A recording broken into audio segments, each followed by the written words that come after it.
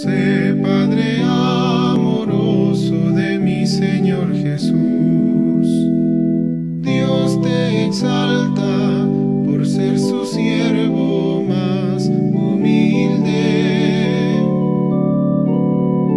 San José, la Iglesia aclama tu divina protección.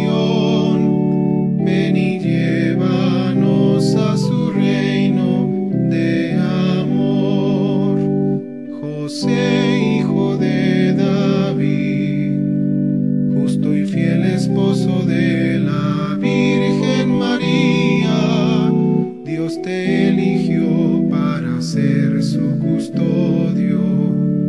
Mejores brazos no encontró el Señor. San José, Padre amoroso de mi Señor Jesús, Dios te exalta por ser su siervo más humilde. San José, la Iglesia aclama tu divina protección. Ven y llévanos a su reino de amor. Tu ejemplo fuerte de un gran amor a Dios, paciente y noble, prudente y casto Señor, Dios en ti virtudes derrochó.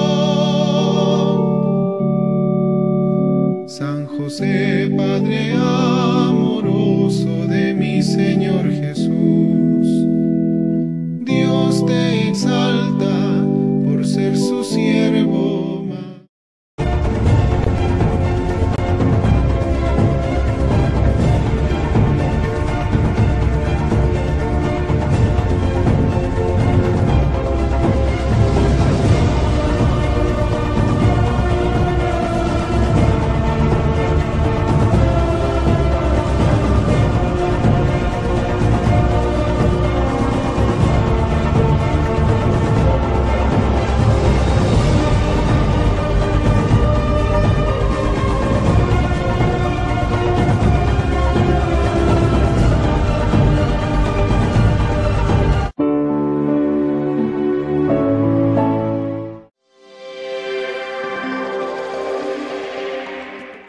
Hola, ¿qué tal amigos? Estamos de nuevo con ustedes en el Catecismo de la Iglesia Católica, en su programa Esta es Nuestra Fe. Iniciamos como siempre poniéndonos en las manos del Señor y en este momento en que están reunidos los cardenales en Roma, rezamos por este momento tan especial. Sabemos que el cónclave es un momento espiritual en la vida de la Iglesia. Nosotros nos toca rezar porque esa elección no es como una elección política, se hace en un clima de profunda oración y comienza con la invocación al Espíritu Santo. Se canta el Veni Creator mientras los cardenales entran a la Capilla Sixtina. Por eso nosotros nos ponemos en tono con ese nivel propiamente espiritual de la situación que estamos viviendo. Es una hora importante para la vida de la Iglesia, pero también llena de confianza, llena de esperanza y de luz. Confianza en que el Señor, el Pastor Supremo de la Iglesia, y que el Espíritu Santo es la que lo guía. Bien, iniciamos poniéndonos pues esta intención especial por la elección del futuro Papa de la Iglesia. El tema que vamos a desarrollar el día de hoy, a tratar de profundizar, comentar y compartir con ustedes, es precisamente el uso religioso de las imágenes en la Iglesia. Nosotros estamos siempre pendientes de los comentarios, de lo que puede decir, de lo que dicen nuestros hermanos que no comulgan con nosotros en la fe. Y es que precisamente dicen esta frase: los católicos adoran estatuas. A pesar de que este reclamo es algo ridículo, la gente continúa haciendo este tipo de acusación. Dicen que por qué los católicos tienen estatuas en sus iglesias y oran delante de ellas, están violando el mandamiento de Dios. Esto lo escuchamos recurrentemente. Y nos sacan el texto del libro del Éxodo 20 que dice: no te hagas ningún ídolo ni figura de lo que hay arriba en el cielo, ni de lo que hay abajo en la tierra, ni de lo que hay en el mar debajo de la tierra.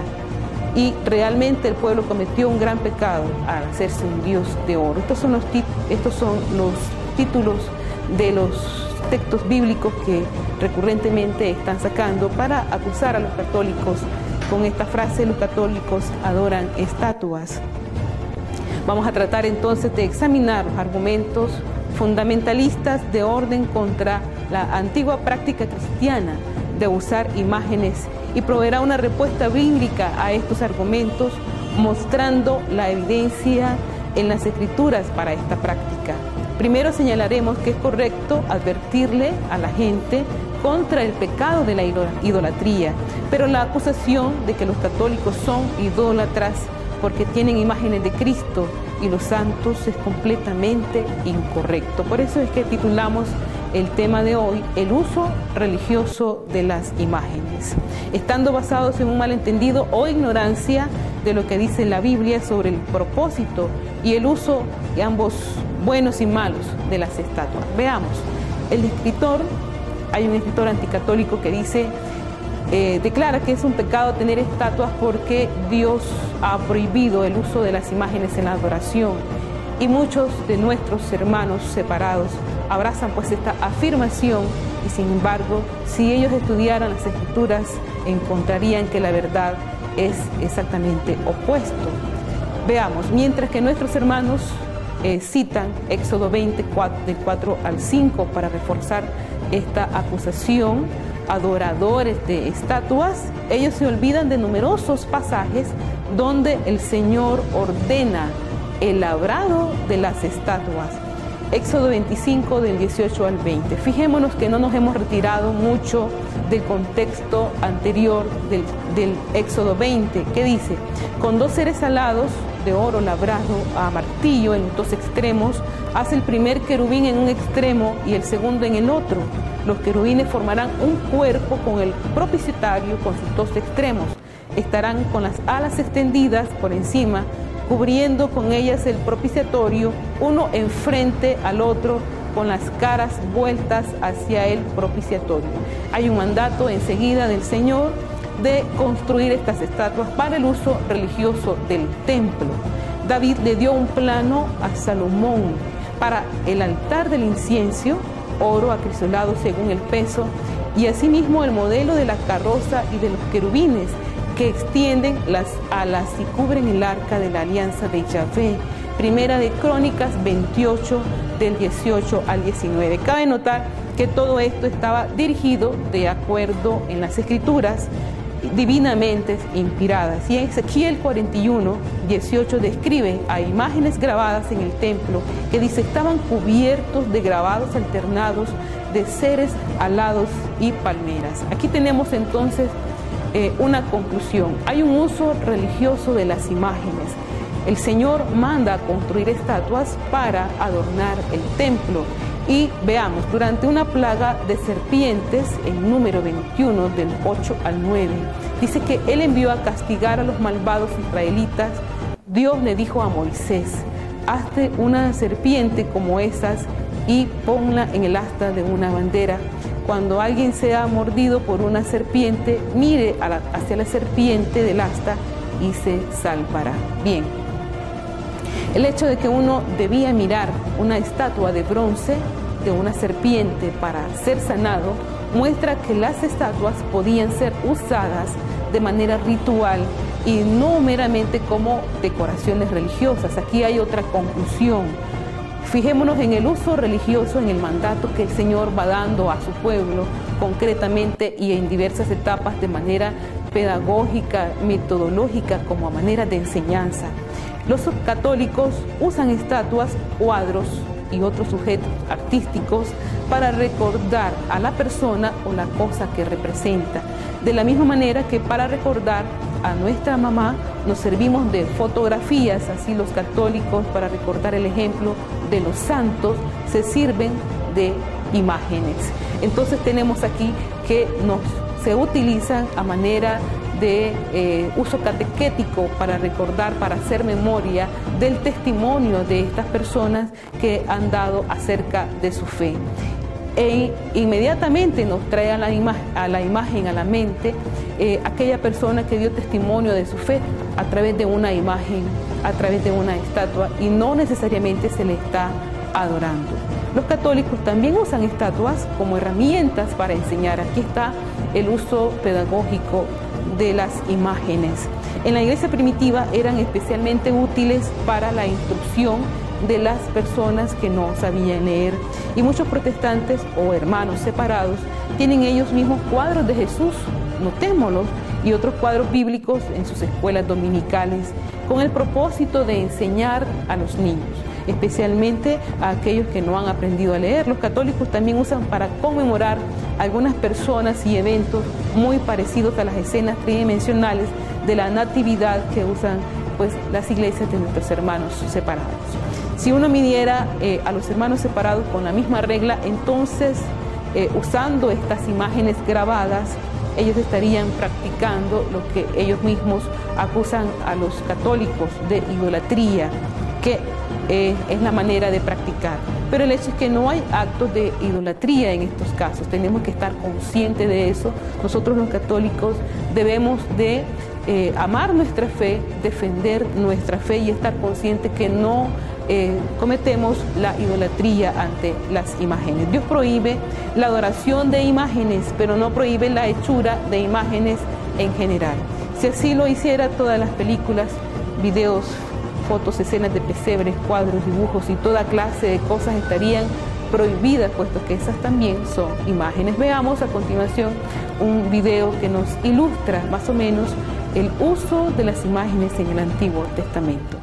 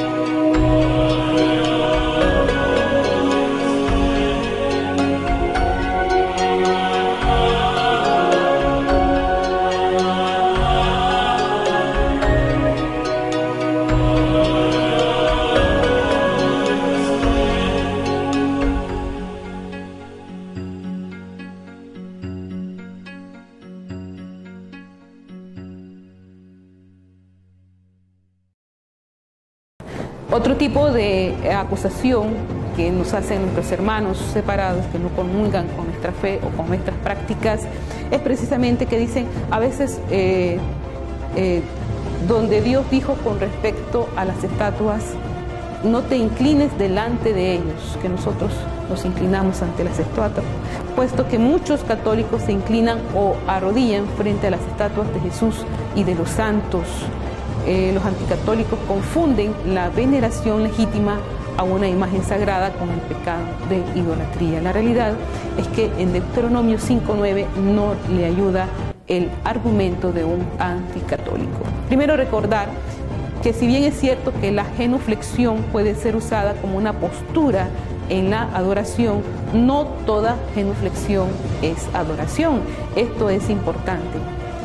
Sí es una postura de adoración, pero no toda genuflexión es adoración. Por ejemplo, también es un uso cultural. En Japón es costumbre que las personas muestren respeto y buenos modales al inclinarse, al saludar. Es el equivalente de dar la mano en nuestra cultura. Obviamente no se hace ningún tipo de adoración en esto. Fijémonos bien en el uso cultural de esta costumbre. El católico que se arrodilla frente a una estatua cuando ora no está adorando y ni siquiera orándole a la estatua, más que nuestros hermanos separados dice que está arrodillado con una Biblia en sus manos. Cuando ora está adorando u orándole a la Biblia. Fijémonos bien, cuando las personas tenían que mirar a la serpiente para ser curados, no le estaban adorando, cosa que queda demostrada por el hecho de que años después, cuando la empezaron a adorar como un dios culebra, el rey justo la hizo destruir. Segunda de Reyes 18:4. Aquí vemos una evolución en el uso de la serpiente de bronce. Primero, el uso de ella tenía el fin de curar. Si uno la miraba, uno quedaba sanado y se curaba. Sin embargo, cuando los israelitas cambiaron su mentalidad y la empezaron a adorar, entonces el rey mandó a destruirla. Segunda de Reyes 18:4. Fijémonos en la intención y en la evolución de estos textos. Otros hechos que nos dicen nuestros hermanos separados es que la Iglesia Católica esconde el segundo mandamiento. Esto porque en el Catecismo Católico el primer mandamiento es: no tengas otros dioses aparte de mí.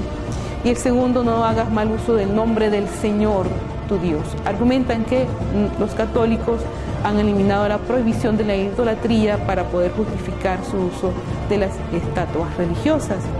Eso es totalmente falso. El hecho es que los católicos simplemente agrupan los mandamientos de manera diferente que nuestros hermanos separados que han hecho tradicionalmente, y lo han abreviado para facilitar su memorización. Veamos entonces otra, ¿qué tal abreviación les resulta razonable también para nuestros hermanos separados? Que se demuestra por la traducción que ellos mismos hacen del mandamiento del sábado, como: recuerden el sábado para mantenerlo sagrado. Aunque el texto actual del mandamiento es bastante largo, recuerda el día de descanso para mantenerlo sagrado. Trabajarás 6 días, pero el 7º día es dedicado al Señor tu Dios. Ese día no harás ningún trabajo, ni tú ni tus hijos, tus criados o tus criadas, o tu ganado o tu jornalero que esté en tu propiedad, porque el Señor hizo en 6 días el cielo y la tierra, el mar y todo cuanto contienen, y el 7º día descansó.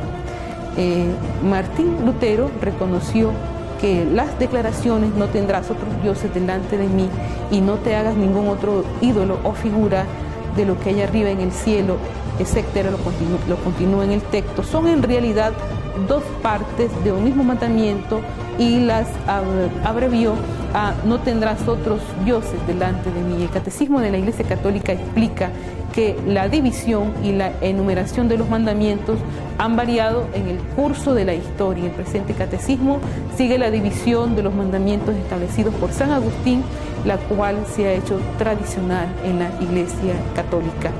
Lo mismo sucede con la confesión luterana. Los patriarcas griegos han hecho una división un poquito diferente que se encuentra en las iglesias ortodoxas y las comunidades reformadas. Bien, hemos demostrado ya que Dios no prohíbe la hechura de estatua o imágenes de varias criaturas. Ejemplo, como enumerábamos anteriormente, ángeles, serpientes, bueyes, flores, leones, etc. El fin era un propósito religioso. Pero ¿qué hay de estatuas o imágenes que representan a Dios mismo? Muchos de nuestros hermanos dirán que esto es un mal porque Dios no tiene forma, por tanto no deberíamos de tratar de hacer imágenes de Él. Bueno, al comienzo de su historia en Israel estuvo prohibido hacer una representación de Dios porque Él no se había revelado en una forma visible. Si los israelitas hubiesen hecho representaciones de Dios, quizás se hubieran visto tentados a adorarle en una forma de animal o algún objeto natural, de la misma forma en que alababan tales imágenes los paganos que los rodeaban. Pero Dios se reveló bajo formas visibles. En Daniel lo notamos, Daniel 7:9, mientras yo contemplaba, se aderezaron unos tronos y un anciano se sentó, su vestidura blanca como la nieve, los cabellos de su cabeza puros como la lana, y su trono llamas de fuego como ruedas de fuego ardiente. El Espíritu Santo se reveló bajo por lo menos dos formas visibles, en paloma en el momento del bautismo del Señor y como lenguas de fuego en el día de Pentecostés. Nuestros hermanos hacen uso de estas imágenes, especialmente de la paloma, cuando dibujan o pintan estos episodios bíblicos y cuando usan solapines del Espíritu Santo o cuando colocan emblemas de paloma en sus autos. Pero más importante todavía es notar que en la encarnación de Cristo, su Hijo, Dios mostró a la humanidad un icono de sí mismo. Pablo dice, Él es imagen del Dios invisible, el primero nacido de toda creación. Cristo mismo es el icono divino e intangible del Dios invisible e infinito del universo. Bien, el fondo del asunto es que nuestros hermanos protestantes también usan todo tipo de imágenes religiosas. Retratos de Jesús, personajes bíblicos aparecen en sus Biblias, ilustraciones, joyas, polos, stickers, cartas postales, escenas de pesebre, etc. Cristo es simbólicamente representado por medio del símbolo del ictus, el emblema del pez, popular entre los evangélicos americanos. El sentido común nos dice que puesto que Dios se ha revelado en varias imágenes, especialmente en Jesucristo encarnado, nos damos cuenta que no es malo para nosotros el uso de las imágenes de esta forma para fortalecer y profundizar nuestro conocimiento y amor a Dios. Ese es exactamente el propósito que tienen las estatuas de Jesús y de los santos católicos que han dado testimonio de su fe. Ellos son imágenes que representan personas a las que no podemos ver con nuestros ojos materiales. Bien, vamos a un segundo video que seguimos en la misma tónica de la ilustración del uso de las imágenes en el Antiguo Testamento. Arrodillarse ante imágenes y personas es bíblico. Es común oír a muchos miembros de las sectas decir que el arrodillarse ante una imagen eso sí es idolatría. Que Dios prohíbe rendirle culto de esa manera y que por eso los católicos son idólatras. Eso es falso y una muestra más de la mala interpretación bíblica. Cuando en la Sagrada Escritura se habla del caso de Pedro o del ángel que dicen que no se arrodillen delante de ellos es porque los que hicieron eso, estaban considerándolos como dioses. Por eso, los dos casos mencionados nos vuelven a confirmar que si alguien se postra pensando en adorar o rendir ese culto a una persona o a una imagen eso está mal. En cambio, si alguien se arrodilla simplemente haciéndolo como un gesto de respeto o cariño, no tiene nada de malo. Eso no lo digo yo, sino la palabra de Dios que nos pone ejemplos de arrodillarse y no se les condenó ni se les llamó la atención. Primero vayamos a ver qué hizo Josué, que es el jefe y sucesor de Moisés. ¿Recuerda usted las imágenes que estaban arriba del arca? Éxodo capítulo 25 versos 18 al 20, sí. Pues leamos ahora. Entonces Josué y todos los jefes de Israel, rasgaron sus vestidos, se cubrieron de cenizas la cabeza y permanecieron postrados delante del arca de Yahvé hasta la tarde. Josué capítulo 7 verso 6. Se postraron delante del arca y allí estaban las dos imágenes de querubines y no pasó nada, ni Dios se molestó como lo dicen algunos. El otro caso es el siguiente. Llegó hasta el hombre de Dios y se postró a sus pies. Segunda de Reyes capítulo 4 verso 27. Incluso alguien la quiso levantar y el profeta les dijo que no, que la dejaran. Entonces el arrodillarse no es malo, sino el hacerlo pensando adorar. Para nosotros simplemente son imágenes que respetamos. Procesión con imágenes. Dialogando con un pastor protestante sobre procesión con imágenes. Te comento ahora sobre cómo responder cuando algún hermano te mencione que Dios prohíbe el hacer procesiones con imágenes. Hace tiempo, al terminar un curso en Oklahoma, fuimos a dialogar con un pastor protestante y hablamos sobre este tema. Cuando se dio cuenta que la Biblia no prohíbe tener imágenes, ni arrodillarse ante ellas, ni tenerlas en el templo, entonces dijo que lo que sí estaba prohibido era pasearlas porque eso sí era idolatría. Entonces le dije que buscara la siguiente cita bíblica. David reunió a todo lo mejor de Israel, unos 30.000 hombres. Se levantó David y partió con todo el pueblo que estaba con él a Baalá de Judá, para subir desde allí el arca de Dios que lleva el nombre de Yahvé, quien se sienta sobre los querubines. Cargaron el arca de Dios en una carreta nueva y la llevaron de la casa de Abinadab, que está en la loma. Utsai y Ahío, hijos de Abinadab, conducían la carreta con el arca de Dios. Segunda de Samuel capítulo 6 versos del 1 al 3. Mire muy bien. Allí encontramos que está el rey, el pueblo, el arca de la alianza, las imágenes de ángeles, querubines, la carreta, y la llevan de un lugar a otro. ¿Eso es una procesión?, le pregunté al pastor. Se queda pensando y dice: no. Me dice: eso no era una procesión, era una mudanza, pues se estaban cambiando de casa. Qué increíble ocurrencia con tal de no aceptar la verdad. Todavía hoy me río al acordarme a ese comentario. Por supuesto que no era una mudanza, le repliqué. Siga leyendo los versículos siguientes, segunda de Samuel capítulo 6 verso 5, y allí dice que iban cantando, tocando instrumentos y danzando. ¿Acaso cuando alguien se cambia de casa le dice al chofer: cántenme alabaré, en el camino? No. Eso no era mudanza, era una procesión con imágenes, y lo dice en todas las Biblias del mundo. Las imágenes en nuestra vida diaria.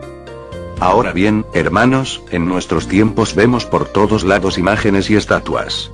Cada país tiene sus propios símbolos patrios y estatuas a sus héroes.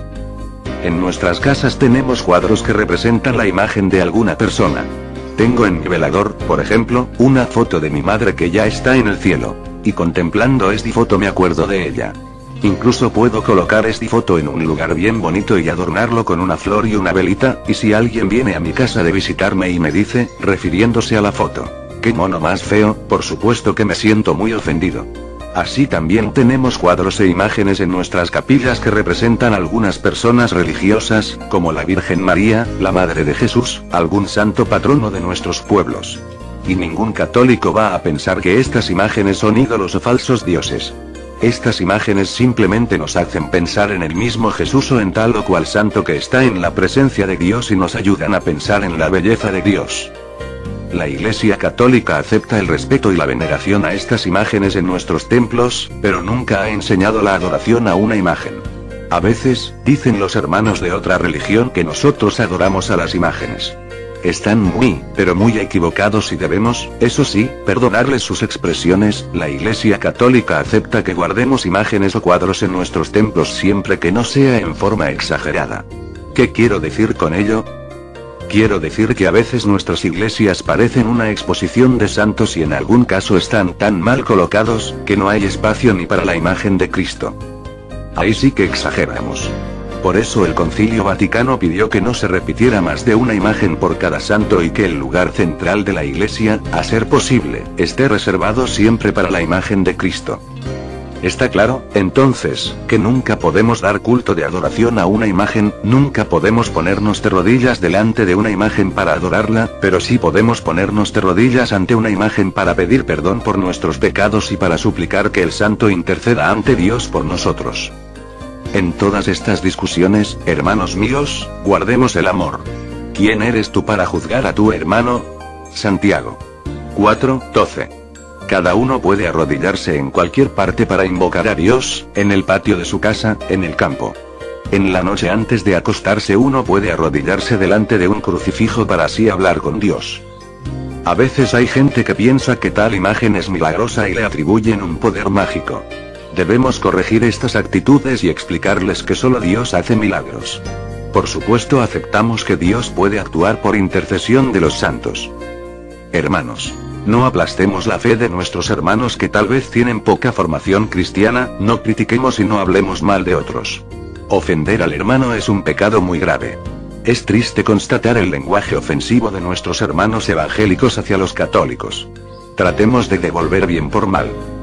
Martín Lutero, el fundador del protestantismo y de las iglesias evangélicas, nunca rechazó las imágenes, todo lo contrario, él dijo que las imágenes eran el evangelio de los pobres.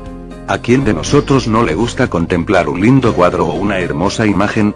Muchas veces mirando un cuadro o una imagen podemos más fácilmente entrar en oración y en un profundo contacto con Dios. ¿Quién puede negar, por ejemplo, la belleza de la Piedad de Miguel Ángel? Pues bien, según los evangélicos habría que destruirla porque va contra la Biblia. ¡Qué disparate tan grande! Ello es hacer decir a la Biblia lo que nunca la Biblia ha dicho. Ello es una distorsión de lo que Dios nos quiere decir en la Biblia. Una regla de oro para interpretar la Biblia es mirar siempre el contexto de una frase y no aferrarse a la letra, porque en este caso, sin el contexto, hasta se puede hacer decir a la Biblia que Dios no existe porque la Biblia pone esta frase en labios del tonto, Salmos 10:4.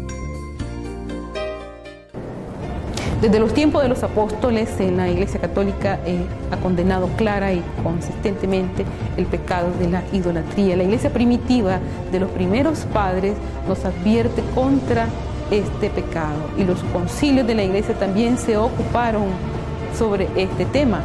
El segundo concilio de Nicea, que se ocupó especialmente de la cuestión de la veneración de imágenes sagradas, dice: el que nos redimió de las tinieblas de la insanidad idólatra, Cristo nuestro Dios, cuando tomó como su esposa a la Santa Iglesia Católica sin mancha ni arruga, prometió que la guardaría y les aseguró a sus santos discípulos: yo estaré con ustedes hasta el último día. Esta promesa, sin embargo, no la hizo solo a ellos, sino también a nosotros, que gracias a ellos hemos llegado a creer en su nombre. A esta gratuita oferta, algunas personas no le dieron importancia, siendo atraídos por el traicionero mal, abandonaron la verdadera forma de razonar y cayeron en la incapacidad de distinguir lo santo, lo bueno de lo profano, asegurando que los iconos de nuestro Señor y de sus santos no eran diferentes de las imágenes de madera de los ídolos satánicos. Ciertamente que ese modo de pensar es la adoración de las imágenes, no está de acuerdo con nuestra fe en momento alguno, que propiamente da adoración a la naturaleza divina, aun cuando haya gestos que tengan apariencia de adoración, como aquellos con los que se honra la figura de la edificante cruz o los libros santos de los evangelios, así como objetos sagrados. El Catecismo del Concilio de Trento enseñó que se comete idolatría adorando ídolos e imágenes como si fueran Dios, o creyendo que ellos poseen alguna divinidad o virtudes que les da derecho de recibir nuestra adoración. El Catecismo de la Iglesia Católica de 1993, o el Catecismo actual, explica que la Escritura constantemente nos recuerda que hay que rechazar los ídolos de plata y oro, la obra de manos de hombres. Ellos tienen boca pero no hablan, ojos pero no ven, y estos ídolos vacíos hacen vacíos a sus adoradores. La idolatría, pues, no solo se refiere a la falsa adoración pagana, es una tentación constante en contra de la fe, es divinizar lo que no es Dios, sean estos dioses o demonios. Por ejemplo, el satanismo, el poder, el placer, los antepasados, el Estado, el dinero, etcétera, la misma droga. La idolatría rechaza el señorío único de Dios, es por tanto incompatible con la comunión con Dios. La vida humana, pues, encuentra su unidad en la adoración de un solo Dios. El mandamiento de adorar solo a Dios integra al hombre y lo salva de una desintegración sin fin. La idolatría es una perversión del sentido religioso innato en el ser humano. Un idólatra es alguien que transfiere su indestructible noción de Dios a cualquier otra cosa que no sea Dios. Bien, esperamos pues haber compartido con ustedes un poco algunos textos bíblicos, tratar de profundizar e iluminar estas realidades que nos afectan y que afectan nuestra fe. No sin antes, yo quisiera enviarles un saludo a los niños. Yo sé que ellos ven este programa, y tal vez pedirles la misión. Animen a su papá a ir a misa, a ir a su parroquia, a ir a la Eucaristía. La Eucaristía es el centro de nuestras vidas. Quisiera saludar de manera especial a Fabiana, María Noel y Gloriel González Chavarría, para que también ellos, unidos en el amor de Dios, puedan transmitir este amor de Dios a otros niños. Hasta una próxima edición de su Catecismo de la Iglesia Católica. En su programa, esta es nuestra fe.